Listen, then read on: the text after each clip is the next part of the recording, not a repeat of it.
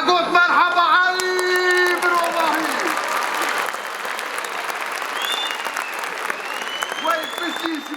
بشی شوارا یا و نابرشی تشی کریا اما آمدیستا والا هر بشی شوارا هلاش خرالی بنهر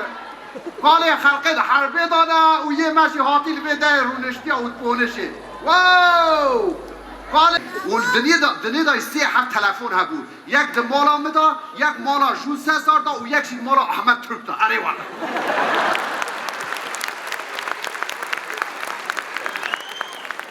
وقت گوی خوب میدم مگو کلم که جون سه سار قرال روم ویسانی حواله تو اره حواله منه مگو تو چه خواستی گو خال شیرود ویت آن هواری روم وی قرالا مگو خیره چه بویه مگو سرهلدان الفرد داید دست بکره گو اوش خاصی سرهلدان مهمه مگو هلا لا مگو که تلفنی داشت مرا بیشه گو از نکارم بیشم گو بلکی تلفن من دینمه دا بزانی بسا نگو مگو والله وی گاوه مسئله جدیه از رابوم چو مگو همه تو ساعت خو بکر حتی نیف ساعت از روم وی مزانی کنیا علاوشی میرم تا کنیا گو خال شیرو گو خلق بیشه خال شیرو مثلا مزنده که گو از دوی موچی ما استاد بی گو کاتی 4 ساعت داشت آمده وی رومای مگو تو تلفن بگره اول ساعت خو بلهره که انی الله گو خال شیرو جمع ملدری بگو تش هوا دهاتی مگو لی من حیث هوایشی آوا کریا مگو ها جون سزر یعنی جی سبحان الله فهم کن اره همون مازجون سزارشی دست بکده مسلمان بود نه باشه بر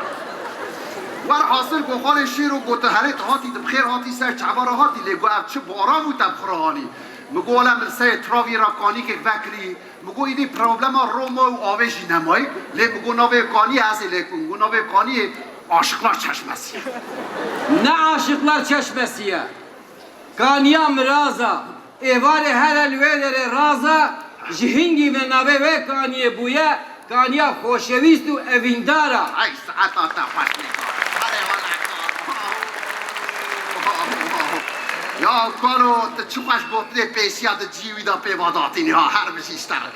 ور حاصل مگو تمام دف شوی برده مگو مسئله چیه گو هم در کم جوره گو نگو جوره مگو ولا پر مسئله که گریم هم در کتن اوده مگو خیره چیه گو خالشی رو گو ما ایدیش ویک هم جوی کشمکشی گو بیزار بولو گو ایدی ما گوش مرا سالنامه که چه کلو اشتره گو علیش مرا گوش کرا بیش علا آقلیوی والله بالله ya azibis واسه تشتاش بی نکام ور حاصل اسیده سر تنه شینم